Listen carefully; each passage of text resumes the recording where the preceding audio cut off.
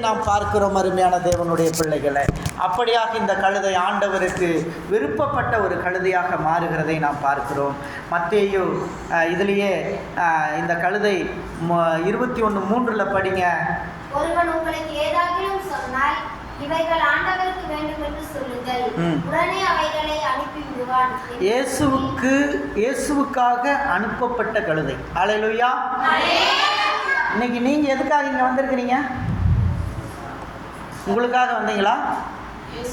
இயேசுவுக்காக அனுப்பப்பட்ட கழுதை இதெல்லாம். அல்லேலூயா, அல்லேலூயா. இயேசப்பா தான் உங்களை கொண்டு வந்திருக்காரு. Who brings you here? உங்களுக்கு யார் கொண்டு வந்தது? பாஸ்டர் ஃபோன் பண்ணி சொன்னார், சிஸ்டர் நேற்று மெசேஜ் போட்டாங்க, அதனால நீங்கள் வந்தீங்களா? இயேசப்பானால் அனுப்பப்பட்டீங்க. இயேசுக்காக அனுப்பப்பட்ட கழுதை, இயேசுக்காக வரவேற்கப்பட்ட கழுதை நீங்கள். அல்லேலூயா. இன்னைக்கு ஆலயத்தில் அமர்ந்திருக்கிற கழுதைகளாகிய நீங்கள் இயேசுவுக்காக வருகை புரிந்தவர்கள். You are invited for Christ. யாருக்காக? இயேசுவுக்காக. மணவாட்டியை பற்றி பார்த்தீங்களா? 10 மணவாட்டி ஆண்டவர் சொல்லுகிறார். 10 என்பது ஒரு பெரிய பூர்ணத்தின் அடையாளம். It is a fulfilment of human life. அதான் 10. அந்த ஃபுல்ஃபில்மெண்ட்டில் 10 கன்னிகைகள் ரெடியாக இருக்காங்க. 10 கன்னிகைகளுக்கும் விளக்கு இருக்கிறது. அவர்கள் மணவாளனை அழைத்து கொண்டு ஊர்வலம் போக வேண்டும். மணவாளன் வருகைக்காய் காத்திருக்க வேண்டும். நிறைவடைந்தவர்கள் அந்த 10 பேரும் விளக்கை வைத்துக் கொண்டு இருக்கிறார்கள். அந்த 10 பேரில் 5 பேரை புத்தி உள்ள கன்னிகை என்று சொல்கிறது. அந்த 5 கன்னிகைகள் புத்தி உள்ள கன்னிகைகள். அந்த 5 கன்னிகைகளோடு விளக்கும் இருந்தது, விளக்கோடு அடிஷ்னலான எண்ணெயும் இருந்தது. ஆனால் மீதி 5 கன்னிகைகளுக்கு விளக்கு இருந்தது, எண்ணெய் இருந்தது, அடிஷ்னல் எண்ணெய் இல்லை. மணவாளன் வர்றதுக்கு லேட் ஆகிடுச்சு. எஸ், இன்னைக்கு வருவார், நாளைக்கு வருவார், இன்னைக்கு வருவார், நாளைக்கு வருவார், இந்த 40 நாளில் வந்துடுவார்லாம் இப்போ ஃபாஸ்டிங் போட்டவங்களாம் இருக்கிறாங்க. ஆனால் 40 நாளில் இயேசு வரலை. உடனே எண்ணெய் தீர்ந்து போச்சுன்னா அவ்வளோதான், ஒன்றும் செய்ய முடியாது. எண்ணெய் ரெடியாக இருக்கணும். அல்லேலூயா. இப்போ பாருங்க, இந்த 5 பேர்கிட்ட எண்ணெய் இருக்கு, 5 பேர்கிட்ட எண்ணெய் இல்லை. 5 பேர் என்ன பண்ணாங்க? மணவாளன் வர்றதுக்கு முன்னாடி எண்ணெய் வாங்கி, எனக்கு கொஞ்சம் எண்ணெய் கொடுறே அப்படின்னா. அவர் சொன்னா, உனக்கு எண்ணெய் கொடுத்தனா என்னுடைய விளக்குக்கு பத்தாதுப்பா, அதனால ஏன் எண்ணெய் எனக்கே இருக்கட்டும், நீ வேற யார்ட்டையாவது போய் வாங்கிக்கோ. இவங்க 5 பேர்கிட்ட கேட்டு பார்த்தா 5 பேர் கொடுக்கல. 5 மணவாட்டிகள் அடிஷ்னல் எண்ணெயோட ரெடியாக இருக்காங்க. மீதி மணவாட்டிகள் ஆரம்பத்திலே சபைக்கு வந்தாங்க. ஆரம்பத்தில் வந்துட்டு எண்ணெய் இல்லாமல் ரிட்டர்ன் போயிட்டாங்க. எண்ணெய் இல்லாமல் சபைக்கு வர்றதில்லை. எண்ணெய்னா பரிசுத்த ஆவியானவர். பரிசுத்த ஆவியானவர் உள்ளத்தில் இருந்தால் தான் நம்ம சபைக்கு வருவோம். பரிசுத்த ஆவியானவர் இல்லைன்னா சபைக்கு வரமாட்டோம். பரிசுத்த ஆவியானவர் சொல்லுவார், இன்றைக்கி நீ சபைக்கு போ, இன்றைக்கி போய் சர்ச்சில் உட்காரு அப்படின்னு ஆவியானவர் சொல்லுவார். ஒரு டியூட்டி நிமித்தமாக, வேலை நிமித்தமாக ஒரு வாரம் நம்ம அட்டன் பண்ணாமல் போகலாம். ஆனால் எல்லா நாளும் அப்படி அல்ல. ஞாயிற்றுக்கிழமையில் நம்ம வீட்டில் உட்காந்து ரெஸ்ட் எடுத்தோம், சர்ச்சுக்கு போகாமைன்னா கர்த்தர் அதுக்கு கணக்கு கேட்பார். நீ ஓய்வு நாளில் 10 கட்டளையில் ஒரு கட்டளையை மீறுவேன், அந்த ஒரு கட்டளையை மீறிடுவேன். ஸோ என்ன உள்ளே இருக்கணும்? பரிசுத்த ஆவியானவர் உள்ளே இருந்தால் பரிசுத்த ஆவியானவர் தான் உன்னை இந்த சபைக்கு உள்ளே கொண்டு வருவார். அப்போ இயேசுவுக்காக அனுப்பப்பட்ட கழுதை ஞாயிற்றுக்கிழமை ஆராதனைக்கு வர வேண்டும், தயார் நிலையில் இருக்கணும். இப்போ மணவாளன் வந்துட்டாரு. நள்ளிரவில் வந்த உடனே இந்த 5 புத்தியுள்ள கன்னிகைகள் மணவாளனோட போயிட்டாங்க. போய் அவங்க மணவரையில் பிரவேசித்தாங்க. மண்டபத்தினுடைய கதவு அடைக்கப்பட்டுச்சு. இது பரலோகத்தை குறிக்குது. இயேசு வருவரை தயாராக இருந்த கன்னிகைகள் என்ன செஞ்சாங்க? கழுதைகள் எல்லாம் இயேசுவோட கொண்டு போகப்பட்டாங்க. இயேசுவோட பரலோகத்துக்கு கொண்டு போகப்பட்டாங்க. பரலோக வாசல் அடைக்கப்பட்டுச்சு. அதன் பிறகு பின்னாடி போய் எண்ணெயை வாங்கிட்டு தயார் பண்ணி, சபைக்கே வரல, ரகசிய வருகை வந்துருச்சு. ரகசிய வருகையில் எல்லாரும் எடுத்துக்கொள்ளப்பட்டாங்க. பாஸ்டரை காணோம், சிஸ்டரை காணோம், விசுவாசிகளை காணோம், எங்கள் அம்மாவை காணோம், எங்கள் அப்பாவை காணோம். பிள்ளைங்க பார்க்குறாங்க, ஐயோ நம்ம இவ்வளோ நாள் சர்ச்சுக்கு போகலையே, எங்கள் அம்மாவை காணோம், எங்கள் அம்மா ரகசிய வரிகளை எடுத்துக்கொள்ளப்பட்டாங்க. அல்லேலூயா, அல்லேலூயா. அம்மாவை காணான்னு எடுத்துக்கொள்ளப்பட்ட பிற்பாடு தான் மகனுக்கு உணர்ச்சி வருகிறது. பேர பிள்ளையோடையும் ஒடியாரான், ஒடியாந்து சர்ச்சில் உட்காந்து தயார் பண்ணிட்டு மேலே போகிறான். மேலே போய் அங்கே போய் மண்டபத்து கதவை தட்டுறான், பரலோகத்துக்கு கதவை தட்டுறான். பரலோக கதவு மூடி இருக்கு, திறக்கலை. ஏன்பா என்ன விஷயம் சொல்லு, கதவை திறங்க, உள்ளே எங்கள் மம்மி இருக்காங்க, எங்கள் ஜீசஸ் அங்கே இருக்கார், அவரோட நாங்களும் போனோம், யாருன்னே எங்களுக்கு தெரியாது, கோ அப்படின்றவாராம். பைபிளில் தான் சொல்லுது. அதனால் இதெல்லாம் நம்ம எச்சரிக்கையாக வசனம் நம்ம கரெக்டாக சொல்லுது. இயேசுவுக்காக அனுப்பப்பட்ட கழுதைகள் நீங்கள் இன்றைக்கி இங்கே உட்காந்துருக்கீங்க. நம்மளை கழுதைன்னு சொல்லிட்டாரு பாஸ்டர், கழுதைன்னு சொல்லிட்டாரு, என்னையும் தான் சேர்த்து சொல்லிக்கிட்டு இருக்கிறப்ப. ஹல்லேலூயா, ஹல்லேலூயா. அது பாருங்க, மத்தேயு 21:4 படிச்சு பாருங்க. கழுதை நம்முடைய ராஜா எப்படிப்பட்டவர்? சாந்த குணம் உள்ளவராய், கழுதையின் மேலும் கழுதை குட்டியாகிய மரியின் மேலும் ஏறிக்கொண்டு உன்னிடத்தில் வருகிறார் என்று சீயோன் குமாரத்திற்கு சொல்லுங்கள் என்று தீர்க்கதரிசியினால் உரைக்கப்பட்டது. அன்னைக்கு ஒரு தீர்க்க தரிசனம் இருக்கு. சகரியா 9:9 படிங்க. பழங்காலத்தில் தீர்க்கதரிசினால் உரைக்கப்பட்ட வார்த்தை என்ன? சகரியா 9:9 தீர்க்கதரிசிகளால் உரைக்கப்பட்ட வார்த்தைகள் என்ன என்று பாருங்கள். சகரியா 9:9 வாசியுங்கள். சீயோன் குமாரத்தியே மிகவும் சந்தோஷப்படு, எருசலேம் குமாரத்தியே கம்பீரமாயிரு, இதோ உன் ராஜா உன்னிடத்தில் வருகிறார், அவர் நீதி உள்ளவரோ ரட்சிக்கிறவரோ தாழ்மை உள்ளவரோ கழுதையின் மேலும் கழுதை குட்டியாகிய மரியின் மேலும் ஏறி வருகிறவருமாய் இருக்கிறார். இந்த வசனம் எத்தனை வருஷத்துக்கு முன்னாடி எழுதப்பட்டது? இயேசு பிறப்பதற்கு 1500 வருஷத்துக்கு முன்னாடி சொல்லப்பட்ட தீர்க்க தரிசனம். ஹல்லேலூயா. இயேசு பிறப்பதற்கு 1500 வருஷங்களுக்கு முன்பாக ஏறக்குறைய சொல்லப்பட்ட தீர்க்க தரிசனம் அந்த நாளிலே நிறைவேறுகிறது. இந்த குருத்தோலை ஞாயிறிலே பாம் சண்டையில இது நிறைவேறுகிறது. அதே வசனம் பாருங்க, ஏசாயா 62:11 இருக்கிறதை பாருங்கள். அதே தீர்க்க தரிசனம் இருக்கிறது. ஏசாயா 62:11 வாசியுங்கள். நீங்கள் சீயோன் குமாரத்தியை நோக்கி, இதோ உன் ரட்சிப்பு வருகிறது, இதோ அவர் அருளும் பலன் அவரோடும் அவர் செய்யும் பிரதிபலன் அவர் முன்பாகவும் வருகிறது என்று சொல்லுங்கள் என்று கர்த்தர் பூமியின் கடையாந்திரம் வரைக்கும் கூறுகிறார். ஹல்லேலூயா. இத பாருங்கள், இந்த சீயோன் குமாரத்தி யார் என்று சொன்னால் நீங்கள் தான் அந்த சீயோன் குமாரத்திகள். ஹல்லேலூயா, ஹல்லேலூயா. நான் அடிக்கடி சொல்லுவேன் ஹெப்ரான் ஃபேமிலி என்று சொல்லுவேன். என்ன ஃபேமிலி என்று சொல்லுவேன்? ஹெப்ரான் ஃபேமிலி என்று சொல்லுவேன். ஹெப்ரான் ஃபேமிலி என்று சொல்லுவேன். ஏனென்று சொன்னால் நீங்கள் ஹெப்ரானின் குமாரத்திகள். ஹெப்ரான் குமாரத்திகள். த டாட்டர் ஆஃப் சயோன் மாதிரி the daughter of Hebron. Hallelujah. You are the daughter of Hebron. ஹெப்ரானின் குமாரத்திகள் நீங்கள். ஹெப்ரான் குமாரத்திகள் எப்படி இருக்க வேண்டும்? எப்ரான் குமாரத்திகள் ஆயத்தம் பண்ணப்பட்ட குமாரத்திகளாக இருக்க வேண்டும். எப்ரான் குமாரத்திகள் எப்படி இருக்க வேண்டும்? சீயோன் குமாரத்திகளை போல மகிழ்ந்து கலிகூற வேண்டும். சீயோன் குமாரத்திகளை போல மகிழ்ந்து கலிகூற வேண்டும். எருசலேம் குமாரத்திகளும் சீயோன் குமாரத்திகளும் எப்ரோனின் குமாரத்திகளே. ஹல்லேலூயா. அருமையான எப்ரோன் குமாரத்திகளே, இன்றைக்கு இயேசு உங்களை சீயோன் குமாரத்திகள் என்று அழைக்கிறார். அருமையான வார்த்தையினால் அழைத்து கொண்டே இருக்கிறார். மத்தேயு 21:5 இந்த கழுதை எங்கே யாரிடம் வருகிறது? இயேசுவிடம் வந்த கழுதை. படிங்க மத்தேயு 5. கழுதையையும் குட்டியையும் கொண்டு வந்தார். சீஷர்கள் போய் இயேசு தங்களுக்கு கட்டளையிட்டபடியே செய்து கழுதையையும் குட்டியையும் கொண்டு வந்து அவைகள் மேல் தங்கள் வஸ்திரங்களை போட்டு. இருங்க, யார்கிட்ட கொண்டு வந்தாங்க? இந்த கழுதை எங்க வந்துச்சு? ஏசப்பா கிட்ட வந்தது. இந்த கழுதை ஏசப்பா கிட்ட வந்த கழுதை. மத்தேயு 11:28 படிங்க. மத்தேயு 11ஆம் அதிகாரம் 28வது வசனம். 11:28.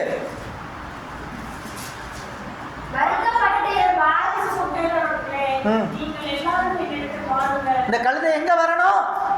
வருத்தப்பட்டு பாரம் சுமந்த கழுதை. இந்த கழுதையை பத்தி தான் அந்த வசனம் சொல்லுது. பாரம்னு சொல்லியிருக்கா. பாரம் எது சுமக்கும்? கழுதை பாரம் சுமக்கும். ஸோ நீங்கள்லாம் வருத்தத்தின் பாரத்தை சுமந்தவங்க. உங்கள் குடும்பத்தில் வருத்தத்தின் பாரம், சந்தோஷத்தின் பாரம் இல்லை. நீங்கள் யாருக்கிட்ட வரணும்? ஏசப்பா கிட்ட வரணும். ஹல்லேலூயா. வருத்தத்தின் பாரத்தை சுமந்தவர்கள், உங்கள் குடும்பத்தில் பிரச்சனைகள், உங்கள் குடும்பத்தில் போராட்டங்கள், உங்கள் மனதுக்குள் வேதனைகளும் வருத்தத்தையும் சுமந்து கொண்டிருக்கிறீர்கள். நீங்கள் இயேசுவிடம் வாங்கள். இந்த கழுதை இயேசுவிடம் வந்தது. இயேசுவிக்கிட்ட வந்தப்ப இயேசு பார்க்குறாரு, இந்த கழுதைக்கு என்ன இல்லாமல் இருக்கு? வஸ்திரம் இல்லை. அருமையான தேவனுடைய பிள்ளைகளே, ரட்சிப்பின் வஸ்திரம் வேணும். இன்னைக்கு எத்தனை கழுதை இங்கே வந்து வஸ்திரம் இல்லாமல் இருக்குதுன்னு எனக்கு தெரியல. எத்தனை பேர் ரட்சிக்கப்பட்டிருக்கீங்கன்னு தெரியல. ரட்சிக்கப்படாத பிள்ளைகள், வஸ்திரம் இல்லாத பிள்ளைகள். நல்லா தெரிஞ்சுக்கங்க, ரட்சிக்கப்படாத பிள்ளைகள், வஸ்திரம் இல்லாத பிள்ளைகள். ரட்சிப்பின் ஒரு வஸ்திரம், அது ஆவிக்குரிய ஒரு ட்ரெஸ். அது நம்ம நினைக்கிற மாதிரி சுடிதாரு அல்லது சேலையை சொல்லலை. 3000 ரூபா 4000 ரூபாய்க்கு போய் எடுத்து அந்த சுடிதார் சேலையை போடும் பொழுது அது அப்படி உடுத்துறவுன்னா நல்லா தெரியுது. இன்றைக்கி நான் இப்போ ஒரு நல்ல ட்ரெஸ் போட்டுட்டு வந்திருக்கேன். அந்த ட்ரெஸ்ஸை பார்க்கும்போது எனக்கே சந்தோஷமாக இருக்குது. அவ்வளோ சந்தோஷம், ஹாப்பினஸ் இருக்குது அந்த ட்ரெஸ்ஸில் பார்க்கும்போது. முகத்தில் ஒரு புன்முறுவல் தெரிகிறது. ரட்சிப்பின் வஸ்திரம் இருந்தால் நம்ம ஆன்மாவுக்கு அவ்வளோ சந்தோஷம் இருக்கும். ஹல்லேலூயா, ஹல்லேலூயா. இன்னைக்கு வஸ்திரம் இல்லாது இருக்கிற உங்களுடைய ஆவிக்குரிய வாழ்க்கையில் ரட்சிப்பின் வஸ்திரத்தை தரித்து கொள்ளுங்கள். ரட்சிக்கப்படாத தேவனுடைய பிள்ளையே, நீ ரட்சிக்கப்பட வேண்டும். ஆண்டவராகிய இயேசு கிறிஸ்துவை உன் சொந்த இரட்சகராய் ஏற்றுக்கொள்ள வேண்டும். உன் பாவ மன்னிப்பை நீ பெற்றுக்கொள்ள வேண்டும். ரட்சிக்கப்படுவதற்கு 2 வழி உண்டு. நம்முடைய பாவத்தை அறிக்கையிட வேண்டும், பாவத்தின் மன்னிப்பை பெற்றுக்கொள்ள வேண்டும். அதன் பிறகு ரட்சிப்பாகிய இயேசுவின் இரத்தத்தால் நாம் கழுவப்பட வேண்டும். இதுதான் ரொம்ப முக்கியமானது. இயேசுவை தன் சொந்த இரட்சகராய் யார் ஏற்றுக்கொண்டார்களோ அவர்கள் ரட்சிக்கப்பட்டவர்கள் என்று வேதம் சொல்லுகிறது. இன்றைக்கு எத்தனை பேர் நான் இயேசுவை சொந்த இரட்சகராய் ஏற்றுக்கொண்டேன் என்று சொல்லுகிறவர்கள் எத்தனை பேர் இங்கே இருக்கிறீர்கள்? ஹல்லேலூயா, ஹல்லேலூயா. நீங்கள் ரட்சிக்கப்பட்டால் அடுத்தது நீங்கள் ஞானஸ்நானத்திற்கு தயாராக வேண்டும். If you save, you ready for to baptized. ரட்சிக்கப்பட்டு ஞானஸ்நானம். ஒருவன் ஜலத்திலும் ஆவியிலும் பிறவாவிட்டால் தேவனுடைய ராஜ்யத்தில் பிரவேசிக்க மாட்டான்.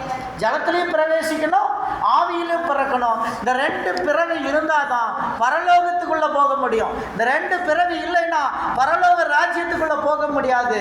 இந்த கழுதை வஸ்திரம் இல்லாமல் இருக்கிறது. இந்த கழுதை நிர்வாண கழுதையாக இருக்கிறது. இந்த கழுதையின் நிர்வாணத்தை இயேசு மூடுகிறவராக இருக்கிறார். ஹல்லேலூயா, ஹல்லேலூயா. உன் பாவத்தின் நிர்வாணத்தை இயேசு மூடுகிறவராய் இருக்கிறார். இயேசு மூடுகிறவராய் இருக்கிறார். தகப்பன் அங்கே நோவாவின் காலத்தில் ஜலப்பிரயாணத்திற்கு பிறகு நோவா திராட்சை தோட்டத்தை நடுகிறான். திராட்சை பழம் நல்லா கொளித்து காய்த்து விட்டது. அந்த திராட்சை பழத்தை எடுத்து நல்லா ஒயின் பண்ணான் நோவா ஒயினை செய்து திராட்சை ரசத்தை செய்து அந்த ரசத்தை குடித்து பார்த்தான். அந்த ரசம் ஃபுல்லாக ஒயினாக இருந்தது. நோவாவுக்கு பயங்கர போதை வந்துருச்சு. நோவா தள்ளாடுறான். போதையில் போய் படுத்து ஃப்ளாட் ஆகிட்டான். தள்ளாடி படுத்து அப்படியே ஃப்ளாட் ஆகிட்டான் நோவாவினுடைய ட்ரெஸ்ஸு அவுந்து கிடக்குது. நோவாவினுடைய ட்ரெஸ்ஸு அவுந்து இருக்கிறது. இதை தன்னுடைய பிள்ளைகள் சோம், காம், யாபேத்து, ஃபஸ்ட்டு காமு போய் பார்க்குறான். காமு தகப்பனின் நிர்வாணத்தை பார்த்தான். ஆனால் அவன் மூடவில்லை. தகப்பனின் நிர்வாணத்தை பார்த்தான், அவன் மூடவில்லை. அப்படியே விட்டு வெளியே வருகிறான். வெளியே வந்து சொல்லுகிறான், டேய் தம்பிங்களா, அப்பனை பத்தியாடா, உள்ள பாரு தண்ணி அடிச்சுட்டு ட்ரெஸ் இல்லாமல் படுத்து கிடக்கிறான் என்று கேவலமாய் தகப்பனை பேசினான். தகப்பனின் நிர்வாணத்தை மூடுகிறவன் ஆசீர்வதிக்கப்படுவான். தகப்பனின் நிர்வாணத்தை வெளியில் புறம்பே சொல்லுகிறவன் சபிக்கப்படுவான். இந்த தகப்பனின் நிர்வாணத்தை வெளியே வந்து சொல்லிவிட்டான் காம். ஆனால் சோமும் யாபேத்தும் என்ன செய்தார்கள் என்று தெரியுமா? ஒரு துப்பட்டியை எடுத்தார்கள். துப்பட்டி என்றால் என்ன? ஷால் அல்லது போர்வை. துப்பட்டியை எடுத்துக்கொண்டு அப்படியே பின்னாடி போனாங்க. அப்படியே நிர்வாணத்தை பார்க்கல. எந்த இடத்துல படுத்திருந்தான்னு சொன்னாங்களோ அந்த இடத்துல பின்னாடி போய் பேக் சைட்லேருந்து அப்படி துப்பட்டியை தூக்கி மேலே போட்டாங்க. அப்படியே தூக்கி பின்பக்கமாக மேலே போட்டாங்க. பைபிளில் படித்து பாருங்க. அந்த 2 பசங்க தன் அப்பனின் நிர்வாணத்தை பார்க்கக்கூடாது என்று சொல்லி அந்த நிர்வாணத்தை மூடினார்கள். அருமையான தேவனுடைய பிள்ளைகளே, கிறிஸ்துவ சமுதாயம் அநேகரின் நிர்வாணங்களை யூடியூபிலும் அங்கும் இங்கும் பிரதிபலித்துக் கொண்டிருக்கிறார்கள். நிர்வாணத்தை மூடணுமே தவிர கிறிஸ்தவன் நிர்வாணத்தை வெளியிட்டான் என்று சொன்னால் அவன் சபிக்கப்பட்டவனாய் இருப்பான். இன்னைக்கு நான் உங்களுக்கு சொல்லுகிறேன், இதை கேட்டுக்கொண்டிருக்கிற அனைவருக்கும் சொல்லுறேன், எல்லா யூடியூபருக்கும் நான் சொல்றேன், நிர்வாணத்தை மூடணுமே தவிர நிர்வாணத்தை நீ வெளியிடுவாய் என்று சொன்னால் நீ சபிக்கப்பட்டவனாய் இருப்பாய். கர்த்தர் உன்னை காமை போல சபிப்பார். தலைமுறை தலைமுறைக்கு அந்த சாபம் உன்னை கடந்து செல்லும். இதை நீங்கள் உணர்ந்து கொள்ள வேண்டும்.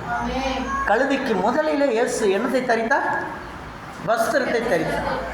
வஸ்திரம் தரிக்கப்பட்ட கழுதையாக மாறிச்சு அந்த கழுதை. ஏசாயா 61 10வது வசனம் 11வது வசனம் படிங்க. ஏசாயா 61 10 11 படிங்க. ஏசாயா 61 10 11.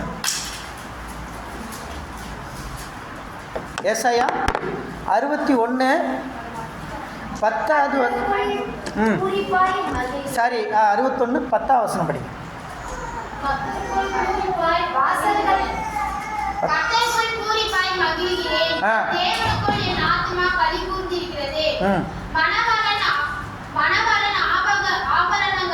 தன்னை அலங்கரித்துக் கொள்ளுகிறதற்கு மணவாட்டி நகைகளினால் தன்னை சிங்காரித்துக் கொள்ளுகிறதற்கும் ஒப்பாக அவர் ரட்சிப்பின் வஸ்திரங்களை எனக்கு உடுத்தி நீதியின் சால்வை எனக்கு தரித்தார். அல்லேலூயா. எப்படி கல்யாணத்துக்கு போகும்போது நகை போடுறோமா? கல்யாணத்துக்கு போகும்போது சொல்றதுக்குள்ள நகை போடணும். மணவாட்டி தன் நகையை மறக்க மாட்டான். எப்படி? மணவாட்டி எதை மறந்தாலும் எதை மறக்க மாட்டான். ட்ரெஸ்ஸை கூட சில மணவாட்டி மறந்துட்டு போயிடுவாங்க, ஆனால் நகையை கரெக்டாக எடுத்து வச்சிருவாங்க. அல்லேலூயா. கல்யாணத்துக்கு போகிறவங்க நகையை போட்டுக்கிட்டு போவாங்க. ஸோ நகை எப்படி ஒரு திருமணத்துக்கு போகிற மணவாளனுக்கும் மணவாட்டிக்கும் முக்கியமோ அதே போல ரட்சிப்பின் வஸ்திரத்தை இயேசு நமக்கு தருகிறார். அல்லேலூயா. ஆண்டவராகிய இயேசு தருகிற அந்த ரட்சிப்பின் வஸ்திரத்தை நாம் தரிக்கும் பொழுது நமக்கு மகிழ்ச்சி உண்டாகிறது. நம்ம எப்படி நகை போட்டோன்னே நம்ம அப்படியே அந்த நகையெல்லாம் போட்டோன்னே புது பொண்ணு மாதிரி ஆயிடுறோம். அல்லேலூயா. அல்லேலூயா.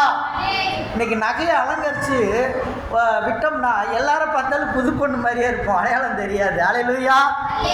எல்லாரும் நகை போடும்போது புது பொண்ணாக மாறிடுறோம். ஸோ அந்த புது வஸ்திரத்தை நாம் ரட்சிப்பின் வஸ்திரத்தை தரிக்கும் போது நம்மளும் புது பொண்ணுங்களா புதுசாக பிறந்த குழந்தையை போல மாறுகிறோம். அல்லேலூயா. அல்லேலூயா. இப்படி நாம் இந்த ரட்சிப்பின் வஸ்திரம் நமக்கு முக்கியமானது. அருமையான தேவனுடைய பிள்ளைகளே, இந்த ரட்சிப்பின் வஸ்திரம் இயேசுவின் ரத்தம் தான் கொடுக்க முடியும். இயேசுவின் ரத்தம் தான் நமக்கு ரட்சிப்பின் வஸ்திரமாய் இருக்கிறது. இயேசுவின் ரத்தத்தினால் உன் பாவங்கள் கழுவப்பட்டால் அதுதான் ரட்சிப்பின் வஸ்திரம். அந்த வஸ்திரம் உனக்குள் இருக்க வேண்டும் என்பது முக்கியம். அல்லேலூயா. அடுத்ததாக இந்த கழுதைக்கு என்ன கிடைச்சிருப்பா? ரட்சிப்பின் வஸ்திரத்துக்கு அப்புறம் இயேசு ஏறி உட்கார்ந்தாரா, அதுக்கு முன்னாடியே உட்கார்ந்தார்? அவர் கட்டப்படும் போது இயேசு உட்காரல, இயேசு கிட்ட வரும்போது இயேசு உட்காரல, வஸ்திரம் இல்லாத இருக்கும்போது இயேசு உட்காரல, வஸ்திரம் தரித்தப்பட்ட பிறகுதான் இயேசு அது மேலே ஏறி உட்கார்ந்தாரு. இப்போ இயேசு அந்த கழுதை மேலே உட்கார்ந்த அந்த கழுதைக்கு என்ன கிடைச்சிருக்கும்? என்ன கிடைச்சிருக்கும்? மரியாதை. ஸ்தோத்திரம் பாஸ்டர், ஸ்தோத்திரம் அப்பா, ஸ்தோத்திரம் ஸ்தோத்திரம் ஸ்தோத்திரம் ஸ்தோத்திரம் ஆண்டி, ஸ்தோத்திரம் எஸ்தரக்கா, ஸ்தோத்திரம் இஸ்ரேல் அங்கிள், ஸ்தோத்திரம் காந்தாக்கா, எல்லாருக்கும் ஸ்தோத்திரம் சொல்றோம். இந்த ஸ்தோத்திரம் எங்க இருந்து வந்தது? ஸ்தோத்திரம்னா என்ன அர்த்தம்? ஸ்தோத்திரம் கிருஷ்ணன். ஸ்தோத்திரம்னா என்ன அர்த்தம் சொல்லுங்க? என்ன ஸ்தோத்திரம்? என்னை பார்த்து ஸ்தோத்திரம் சொன்னோன்னா சில கழுதைகள் கையெடுத்து கூட கும்பிடாது. ஸ்தோத்திரம்னா தலையாட்டிகிட்டே போகும். சிலர் என்ன செய்வாங்க? தலையாட்டிகிட்டே போவாங்க. கையெடுத்து ஸ்தோத்திரம் சொல்லாது. சிலர் அப்படின்னா இந்த கழுதை நடந்து போகுது, இயேசு ஏறி உட்கார்ந்துட்டாரு. இயேசு உட்கார்ந்ததால அந்த கழுதைக்கு மரியாதை கிடைச்சிருக்குது. அந்த கழுதைக்கு என்னத்தை போடுறாங்க? மரக்கிளைகளை போடுறாங்க. என்ன செய்யறாங்க? குருத்தோலைகளை போடுறாங்க, பரப்புறாங்க, ட்ரெஸ் வஸ்திரங்களை போடுறாங்க, கார்பெட்டை விரிக்கிறாங்க. அந்த கழுதைக்கு மரியாதை கொடுக்குறாங்க. அந்த கழுதை அப்படியே ஜாலியாக தலையாட்டிக்கிட்டே போகுது. அல்லேலூயா. அந்த கழுதை தலையாட்டிகிட்டே போகுது. ஆனால் மேலே உட்கார்ந்த இயேசுவை மறந்து விடக்கூடாது. இந்த கழுதை ஏசப்பா ஏறின கழுதை ஏசப்பா மறந்துருச்சு. நிறைய பேர் நம்ம இயேசுவை மறந்துடும். நமக்கு இந்த ஊழியக்காரன்ற பதவியெல்லாம் கொடுத்துட்டா சில இடத்துக்கு போகும்போது ராஜ உபசரிப்பு இருக்கும், சில இடத்துக்கு போகும்போது ராஜ மரியாதை இருக்கும். சில வீடுகளில் நான் ஒரு முஸ்லீம் வீட்டுக்கு போனேன். அந்த வீட்டுக்கு போகும் பொழுது அவர்கள் ஒரு பெரிய கார்பெட், அந்த கார்பெட்டை அவங்க அறை ஃபுல்லாக ரெட் கார்பெட் விரிச்சிட்டாங்க. இந்த ரெட் கார்பெட்டில் அவங்க வீட்டுக்கு ஜெபம் பண்ணுறதுக்காக கூப்பிட்டுருந்தாங்க. நான் போயிருந்தேன். ப்ரேயர் பண்ணிவிட்டு நான் அங்கே உட்கார்ந்துருக்கும் பொழுது என்னை உட்கார வைத்தார்கள். உடனே அவர்களுடைய அந்த குருக்கள் எல்லாம் ஒரு பக்கமாக வந்து இப்படி உட்கார்ந்தாங்க. அந்த பெண்கள் அந்த முக்காடெல்லாம் போட்டு அந்த உணவை கார்பெட்டிலே கொண்டு வந்தார்கள். மூடி, அதை அப்படியே மூடி கொண்டு வந்து கார்பெட்டில் கொண்டு வந்து எனக்கு முன்பாக வைத்தார்கள். இதை நான் பார்க்கும் பொழுது இந்த மரியாதை எனக்கு கொடுக்கப்படவில்லை, என் மீது இருக்கும் இயேசுவுக்கு கொடுக்கப்படும். அல்லேலூயா, அல்லேலூயா. அவ்வளவு மரியாதையாக, டிக்னிட்டியாக அந்த உணவை பரிமாறினார்கள். அந்த உணவை அந்த ஆண்கள் தான் எடுத்து என்னுடைய பிளேட்டில் போட்டு அந்த குரு ஜீகள் பரிமாறி, அவர்கள் குருக்கு எவ்வளவு மரியாதை கொடுப்பார்களோ அந்த மரியாதையை எனக்கு கொடுத்து, அதன் பிறகு அந்த கையை கழுவுவதற்கு கூட அவர்கள் முறைப்படி அந்த தண்ணீரை ஒழித்து கொடுத்து கையை கழுவி அதை துடைப்பது கூட அவர்களுடைய துண்டை கொடுத்து துடைக்க வைத்து என்னை கார் வரை வந்து வழி அனுப்பி விட்டு சென்றார்கள். இந்த மரியாதை யாருக்கு கொடுக்கப்பட்டது? செயின்ட் தாமஸுக்கு கொடுக்கப்பட்டதல்ல, செயின்ட் தாமஸுக்குள்ள இருக்கும் இயேசுவுக்கு கொடுக்கப்பட்டது. அல்லேலூயா. இன்றைக்கு நீங்கள் என்னை பார்த்து கொடுக்கிற அந்த ஸ்தோத்திரம் என்ற வார்த்தை எனக்கு கொடுக்கப்பட்டதல்ல, எனக்குள்ள இருக்கும் இயேசுவுக்கு கொடுக்கப்பட்டது. அல்லேலூயா. நம்மளே நிறைய பேர் மறந்து விடுகிறோம். நமக்குள்ள இயேசு வந்ததால தான் இந்த மரியாதை. நம்மளை பாஸ்டர்னு ஏன் கூப்பிடுறாங்க? நம்ம சொன்னா ஏன் கேட்குறாங்க? புடிவாதக்காரங்களே நம்ம சொன்ன ஒரு வார்த்தைக்கு கட்டுப்படுறாங்க. பாஸ்டர் சொல்லிட்டாருன்னு ஏன் கட்டுப்படுகிறார்கள்? ஏன்? நமக்குள் இருக்கும் இயேசுவுக்காக கட்டுப்படுகிறார்கள், நமக்காக அவர்கள் கட்டுப்படவில்லை. அல்லேலூயா, அல்லேலூயா. நமக்குள் இருக்கும் ஆண்டவரை மதிக்கிறார்கள் அவர்கள், நமக்குள் இருக்கும் இயேசுவை மதிக்கிறார்கள். இன்றைக்கு உங்களை பார்த்த உடனே இதுக்கு முன்னாடி உங்களை கழுதன் கூப்பிட்டானா, நாயின் கூப்பிட்டானா, என்னன்னு கூப்பிட்டானான்னு தெரியாது. ரட்சிக்கப்பட்ட உங்களை சிஸ்டர்னு கூப்பிடுவோம். அல்லேலூயா, அல்லேலூயா. ரட்சிக்கப்பட்ட உங்களை எப்படி அழைப்பார்கள்? சிஸ்டர் என்று அழைப்பார்கள், பிரதர் என்று அழைப்பார்கள். அருமையான தேவன்